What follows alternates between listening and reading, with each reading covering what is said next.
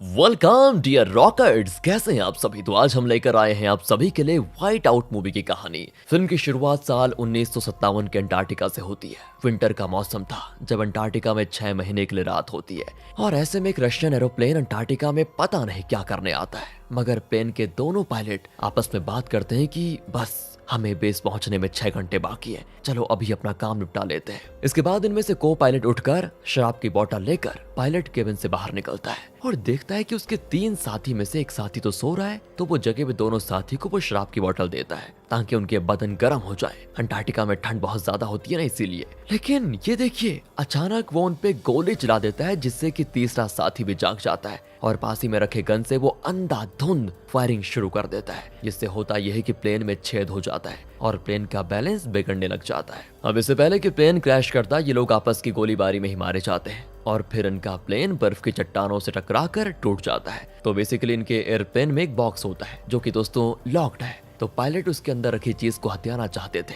इसीलिए उन्होंने अपने ही साथियों की जान ले ली और अंत में खुद भी मारे गए। पर अब सवाल ये उठता है कि उस बॉक्स में आखिर ऐसा क्या था। इस सवाल का जवाब जानने के लिए बस आपको वीडियो को पूरा देखना होगा। इसके बाद सीन शिफ्ट होता है प्रेजेंट में, अंटार्कटिका के यूएस साइंटिफिक रिसर्च फैसिलिटी में। इस वक्त यहाँ का टेम्परेचर दोस्तों -55 डिग्री है। यहाँ पर काम करने वाली कैरी को स्टेशन मैनेजर सैम अपने पास बुलाकर कुछ बताता है। अब ये बात बताने के लिए कैरी डॉक्टर के पास जाती है, जो कि बाहर ठंड में कुछ लोगों के साथ गेम खेल रहे होते हैं और उन्हें बताते हैं कि देखो 3 दिन के बाद हमारा प्लेन हमारे देश के लिए जाने वाला है, क्योंकि 3 दिन के बाद एक भयानक तूफान आने वाला है। उसी के साथ साथ अंटार्कटिका में ठंड बहुत ज्यादा होने वाली है, तो हमें यहाँ से निकलना होगा, यानी 6 महीने तक यहाँ पर अंधेरा रहेगा और इतनी ठंड में कोई रिसर्च वर्क तो हो नहीं पाएगा। वो अपनी बात को बता ही रहे होते हैं कि तभी वहां पर कैरी आकर बताती है कि डेल्फे नाम के एक पायलट ने एक जगह पे एक लाश देखी है। तो इसीलिए अगले ही पल कैरी और डॉक्टर डेल्फी के साथ उस जगह पर जाते हैं और दोस्तों इन्हें एक अजीब सी लाश मिलती है। देखकर ऐसा लग रहा होता है जैसे ये बहुत ही ऊंचाई से नीचे गिरा है,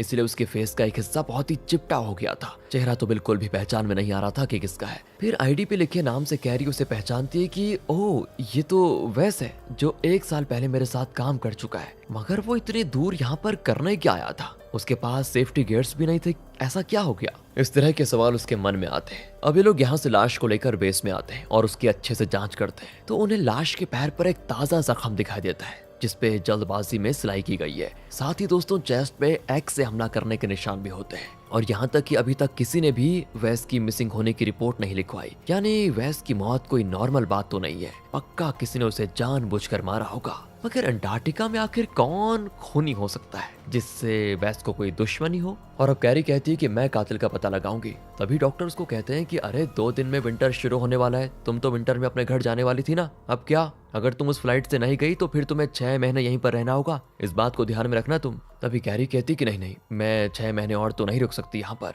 तो डॉक्टर भी कहते हैं कि ठीक है, मेरे पास एक आइडिया है, हम लाश को प्लेन में डालकर यूएस लेकर जाएंगे और फिर एफबीआई आराम से इस केस को इन्वेस्टिगेट करेगा। इसके बाद कैरी सारी बात जाकर सैम को बताती और उससे पता चलता है कि वैस, रूबिन और मोने तीनों साथ में काम करते थे। वहां मेट्रोइड देखने के लिए वो रुके हुए थे, मगर वैस तो अपने कैंप से बहुत दूर पाया गया। तो अब दिखाते हैं तो कॉल पर मोनी कैरी से बात करता है कि तुम एक काम करो, वोस्टॉक में आकर मिलो। मगर कैरी कहती कि नहीं, मैं प्लेन भेज रही हूँ, तुम यहाँ पर आ जाओ। मगर मोनी नहीं मानता, तो कैरी वोस्टॉक जाने के लिए तैयार होने लगती है। तो डॉक्टर पूछते हैं कि अरे कहाँ जाने की तैयारी हो रही है तुम्हारी, जो बर्फीला तूफान आने वाला था वो 10 घंटे पहले आने वाला है। कैरी कहती देखिए, मेरा वोस्टॉक जाना बहुत जरूरी है, मुझे मोनी ने बुलाया है और मैं पायलट डेल्फे के साथ वहां पर जा रही हूँ। अगले सीन में कैरी वोस्टॉक पहुंच जाती है और वहां पे तूफान भी आ जाता है दोस्तों। कैरी फिर बड़ी मुश्किल से कैंप के अंदर जाती है। वो मोनी को आवाज लगाती मगर वो कोई जवाब नहीं देता। अंदर जाने पर कैरी को मोनी जख्मी हालत में मिलता है, किसी ने उसकी गर्दन काट दी थी और तभी कोई पीछे से कैरी पर भी एक्स से जानलेवा हमला कर देता है। उससे बचने के लिए कैरी कैंप से बाहर निकल जाती है और बाहर भी दोस्तों बर्फीला तूफान चल रहा होता है। इस बर्फीले तूफान में एकदम नजदीक की चीजें भी दिखाई नहीं देती और इसी तूफान में किलर ने हेलमेट वगैरह पहन के रखा हुआ था, इसलिए नहीं दिख रहा होता है कि किलर आखिर है कौन।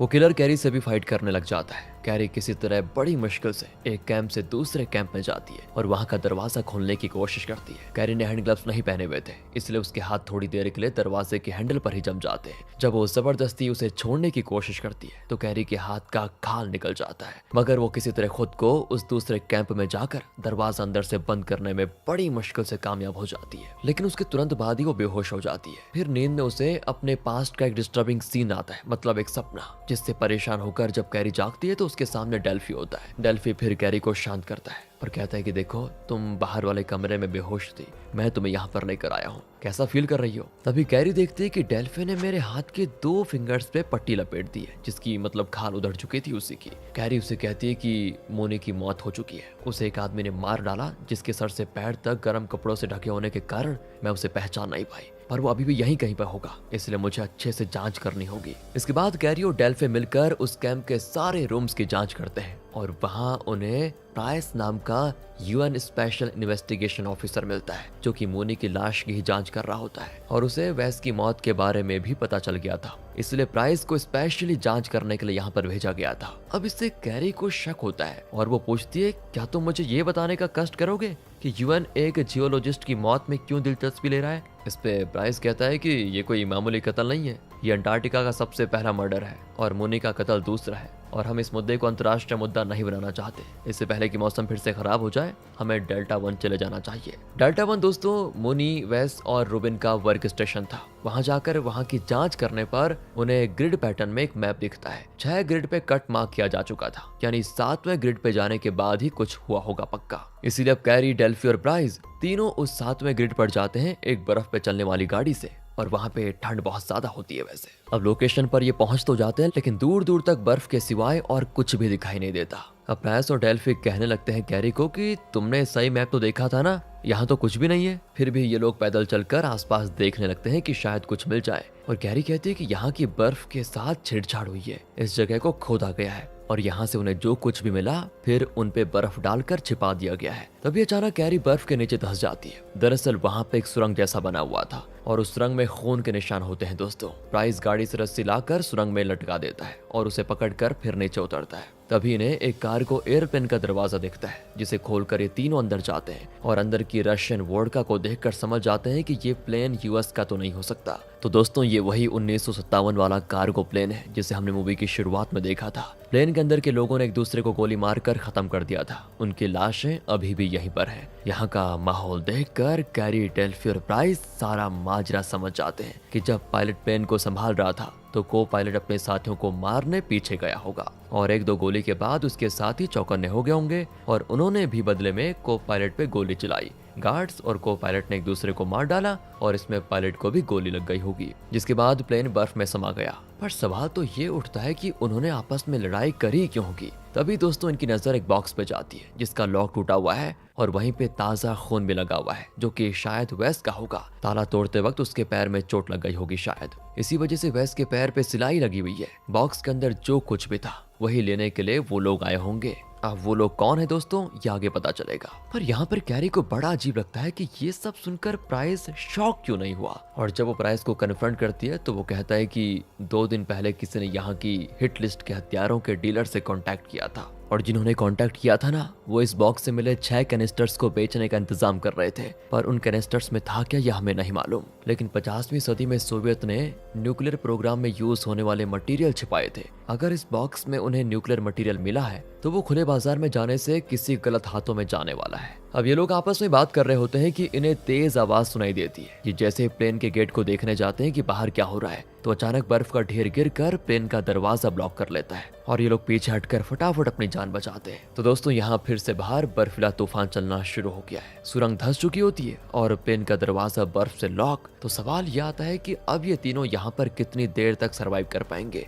क्योंकि जल्दी यहाँ जो ऑक्सीजन है वो भी खत्म हो जाएगा और दम घुटने से मरने में तो टाइम भी लगेगा, मगर इतनी ठंड की वजह से ये पहले जमकर मर जाएंगे। इसीलिए यहाँ पर इनको अपना दिमाग और भी तेज दौड़ाना होगा कि आखिर हम यहाँ से सही सलामत कैसे बाहर निकले। ऊपर से इनको एक और समस्या है कि फोन में नेटवर्क भी नहीं है। डेल्फी कहता है कि लगता है हमें ये बर्फ खोद कर ही ऊपर जाना होगा। तो कैरी कहती है कि बेवकूफ, हम खोदेंगे किससे ये बर्फ, इतनी मोटी है 20 फीट की होगी और ऊपर तो किसी को पता भी नहीं है कि हम यहाँ नीचे फंसे हुए हैं, तो कौन बचाएगा हमें, कौन आने वाला है, कोई नहीं। इससे डेल्फी निराश हो जाता है और सोचता है कि बस किसी तरह यहाँ से बच निकल जाऊं, क्योंकि घर पर मेरी बीवी और बेटी मेरा इंतजार कर रहे हैं। तभी दोस्तों उसकी नजर रशियन गार्ड की लाश पर पड़ती है और वो कैरी से कहता है कि जब ये प्लेन पे चढ़ा होगा तो क्या इसे पता होगा कि यहाँ इसकी मौत हो जाएगी? नहीं ना। तो अब इससे कैरी के दिमाग में एक आइडिया आता है और वो कहती है कि जब हमें वेस की लाश मिली थी तो उसने कोई भी गर्म कपड़ा नहीं पहना हुआ था, उसकी बॉडी के पास हमें कोई आइस एक्स भी नहीं मिले। यानी ऐसा हो सकता है कि वेस खोने के साथ ही प्लेन से निकला हो और प्लेन से निकलने के बाद उसे कोई अंदाजा नहीं था कि वो मरने वाला है। ऐसा हो सकता है। और ये भी हो सकता है कि खूनी ने उसे प्लेन में ही मारने की कोशिश की हो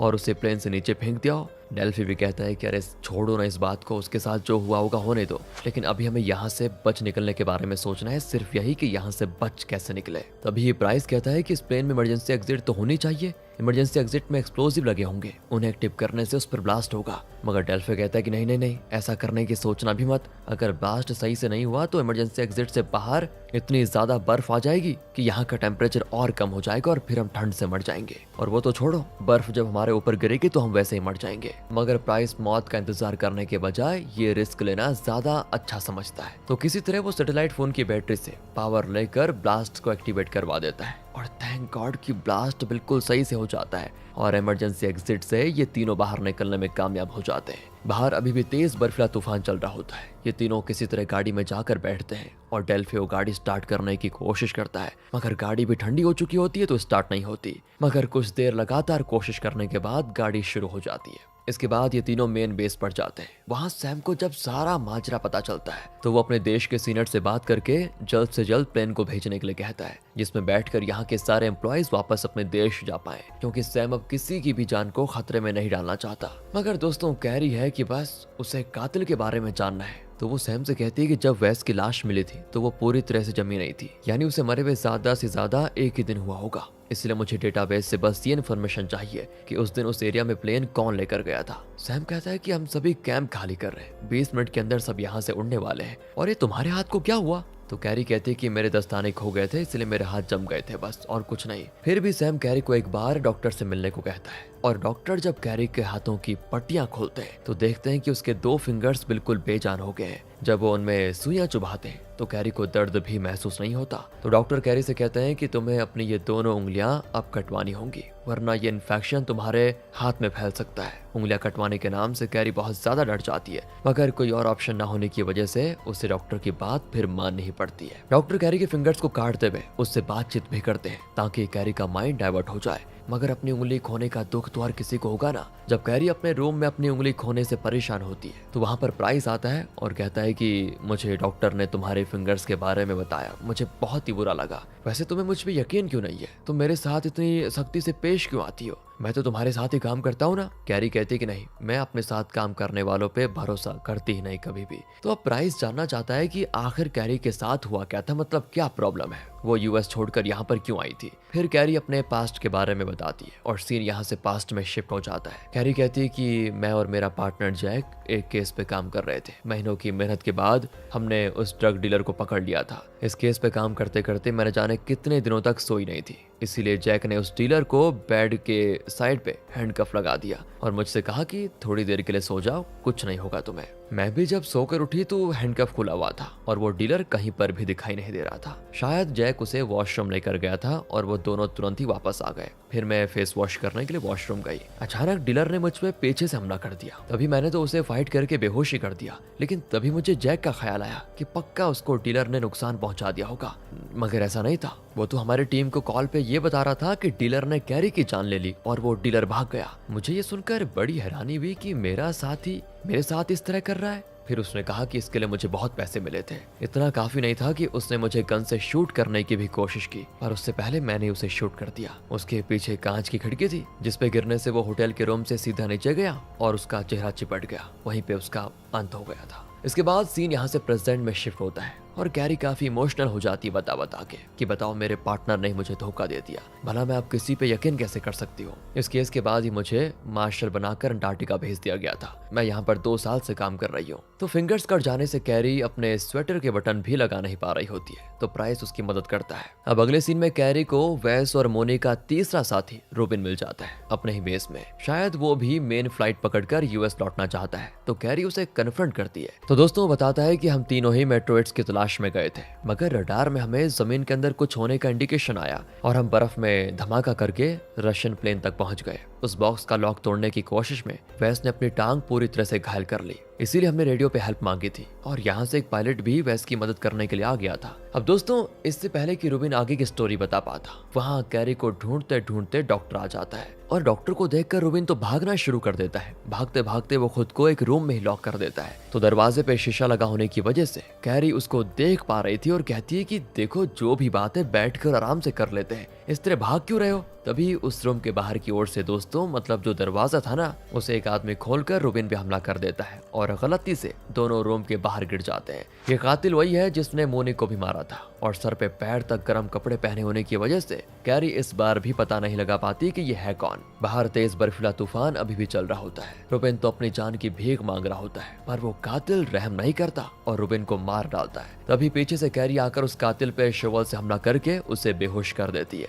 और इस तरह कैरी और प्राइस मिलकर उस कातिल को अंदर लेकर जाते हैं, उसके हाथ पैर बांध देते हैं। उस कातिल का फेस रिवील हो जाता है। वो हार्डन नाम का एक आदमी है जो इसी बेस पे काम करता था, मगर हार्डन अपना मुंह खोलने को तैयार नहीं होता कि वो ये सब क्यों कर रहा है और उसके साथ कोई और भी मिला हुआ है या फिर नहीं। तब कैरी को हार्डन पे बहुत ज्यादा गुस्सा आता है, क्योंकि हार्डन की वजह से ही उस दिन कैरी की उंगली की खाल निकल गई थी, फिर उसे अपनी दोनों उंगली कटवानी पड़ी। इसलिए वो हार्डन को अपना मुंह खोलने को कहती है, वरना वो ये भी कहती है कि मैं तुम्हारी सारी उंगलियां काट दूंगी। शुरू में तो हार्डन उसको सीरियसली नहीं लेता, मगर जब कैरी हार्डन की उंगली से खून निकालती है तब वो डर जाता है और कहता है कि वैस की टांग पे जख्म लगने के बाद रेडियो पे उन्होंने मदद मांगी थी, तो मैं ही मदद के लिए गया था और उन 6 कैनिस्टर्स को भी अपने साथ बेस में जमा करने के लिए आया था। वो कैनिस्टर्स अभी भी मेरे सामान के साथ रखे हुए हैं। इसीलिए दोस्तों, पहले तो हार्डन को एक रूम में लॉक किया जाता है और तभी सैम कैरी को बुलाने के लिए आता है और कहता है कि 15 मिनट में प्लेन टेक ऑफ करेगा। इससे पहले देखो, जो भी काम निपटाने हैं उनको निपटा लो। कैरी भी कहती है कि ठीक है। इसके बाद वो हार्डन का सामान चेक करने जाती है और जब वापस आती है ना, तो देखती है कि हार्डन खुद को आजाद करके भाग चुका है। तो कैरी अपनी गन लेकर हार्डन को ढूंढने निकलती है और एक रूम में उसको डेल्फे दिखता है, वो भी घायल अवस्था में। तभी वहाँ पर प्राइस भी आ जाता है। यहाँ कैरी को फिर प्राइस पर शक होता है, मगर वो रिक्वेस्ट करता है कि देखो, मेरा यकीन करो, मैं डॉक्टर को ढूंढने गया था डेल्फी की मदद करने के लिए, मगर वो मुझे मिले ही नहीं। तो कैरी कॉल करके डॉक्टर को बुलाती है। तभी सैम भी कॉल करके कैरी को जल्दी से प्लेन में आने को कह देता है। कैरी उसको यहाँ की सारी सिचुएशन बताती है। तो सैम कहता है कि मेरी बात ध्यान से सुनो, अगर हम अभी चले गए तो तुम्हें 6 महीने तक यहीं पर रुकना होगा। कैरी कहती है कि हाँ, समझ गई मैं, मगर मैं डेल्फी को यहाँ छोड़कर नहीं जा सकती। इसके कुछ देर के बाद ही प्लेन यूएस के लिए उड़ जाता है और यहाँ पर कैरी, डेल्फी, डॉक्टर और शायद हार्डन रह जाते हैं। मगर कैरी नोटिस करती है कि हार्डन अपने प्लेन की चाबी लेकर भागा है, यानी कि वो तेज तूफान आने के पहले ही अपने प्लेन से भागना चाहता है। और जब तक यहाँ पर डॉक्टर डेल्फी का इलाज करते हैं, तब तक प्राइस और कैरी हार्डन को ढूंढने के लिए जाते हैं, उसे रोकने के लिए। ये दोनों किसी तरह हार्डन के प्लेन में घुस जाते हैं, मगर वहां तो हार्डन होता ही नहीं। एक्चुअली वो बेस में घुसकर कैरी और प्राइस को ना बेस के बाहर ही लॉक करना चाहता था। ऊपर से वहां पर तेज तूफान भी चल रहा होता है, इसलिए कुछ भी सही से दिखाई नहीं देता। वो तो अच्छा हुआ वहां पर रस्सियां लगाई हुई थी, उन्हीं रस्सियों की मदद से सब कुछ सही हो जाता है। एक्चुअली बर्फीले तूफान के वक्त लोग अपनी बेल्ट उस रस्सी से अटैच कर लेते हैं, जिससे कि तूफान में उड़ ना जाए। उन्हीं रस्सियों से अटैच होकर कैरी और प्राइस हार्डन को ढूंढने लगते हैं। इसी दौरान दोस्तों, दोनों बिछड़ भी जाते हैं और ऐसे भयंकर बर्फीले तूफान में, जहां खुद को संभालना बहुत ही मुश्किल है, ऐसी सिचुएशन में वो दोनों फाइट करते हुए आगे बढ़ रहे होते हैं। लेकिन तभी दोस्तों, कैरी को हार्डन दिख जाता है। वो उससे फाइट भी करती है। हार्डन तो आइस एक्स लेकर आ जाता है और कैरी पे उसको मारना चाहता है, लेकिन कैरी भी किसी तरह अपनी जान बचाती है और पीछे से प्राइस भी आकर हार्डन पे हमला कर देता है। काफी देर की भयंकर फाइट चलने के बाद कैरी हार्डन की बेल्ट हटा देती है, जिससे वो तूफान के साथ उड़ जाता है, यानी कि हार्डन को ये बर्फीला तूफान कहीं निगल जाएगा, उसका तमाम खत्म हो जाता है इस तरह। इसके बाद प्राइस एक बिल्डिंग का लॉक तोड़कर अंदर जाता है और अपने साथ कैरी को भी लेकर जाता है। वो दोनों दरवाजा अंदर से बंद कर लेते हैं और वहीं पर उनको वो 6 कैनिस्टर्स मिल जाते हैं। कैरी फटाक से उसको खोलकर चेक करना चाहती है कि आखिर इसमें है क्या, पर प्राइस उसको रोकता है ये कहकर कि अगर इसमें कोई रेडियो एक्टिव मटीरियल हुआ तो क्या होगा। पर कैरी नहीं मानती और कैनिस्टर्स को खोल लेती है। वो हो जाती है बिल्कुल शॉक, क्योंकि उसके अंदर से उसे फ्रूट कैंडीज मिलती है, यानी कि इसके अंदर का जो असल माल था वो किसी ने पहले निकाल लिया है दोस्तों।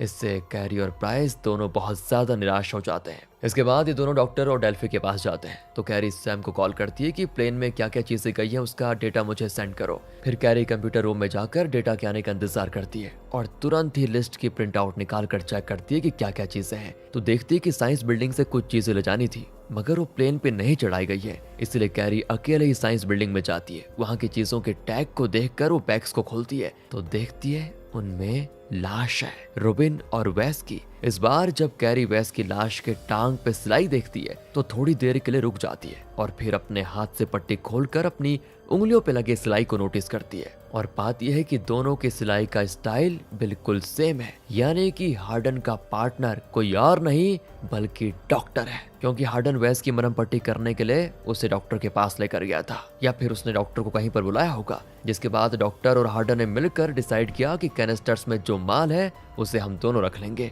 और वेस को मार देते हैं और इसके बारे में किसी को पता नहीं चलेगा। और शायद उन दोनों का प्लान ये था कि वेस के साथ ही मुन्नी और रोबिन को ये लगेगा कि हमने वेस का इलाज करके उसको यूएस भेज दिया है। लेकिन एक चीज है, डॉक्टर ने कहा था कि वेस की लाश को हम प्लेन से यूएस भेज देंगे, तो फिर उन्होंने भेजा क्यों नहीं? यही सारी चीजें सोचते हुए कैरी वेस की लाश को अच्छे से चेक करती है और उसे वेस के पेट में सिलाई दिखती है दोस्तों, जो कि पहले नहीं थी सिलाई, यानी कि डॉक्टर ने इसको हाल ही में सिला है। जब कैरी उन सिलाई को काट कर वेस का पेट चेक करती है तो हैरान हो जाती है, क्योंकि उसके अंदर से कैरी को कच्चे हीरों की पोटली मिलती है। तभी वहां पर डॉक्टर भी आ जाता है। वो समझ चुका था कि मेरा पर्दाफाश हो चुका है। वो कैरी को कहता है कि ये रॉ डायमंड्स है, जिन्हें तराशने के बाद ही इनकी खूबसूरती निखर कर आती है। वैसे भी 50 सालों से वो हीरे बर्फ के नीचे दबे हुए थे, किसी को उनकी परवाह नहीं थी। मैंने इतने सालों से अपने देश के लिए काम किया, मैंने शादी तक नहीं की। इन हीरो को देखकर मेरे मन में विचार आया कि मैं इन्हें बेचकर रिटायरमेंट लेकर एंजॉय करूंगा, तो इसमें गलत क्या है? किसी का क्या ही बिगाड़ दिया मैंने, बताओ?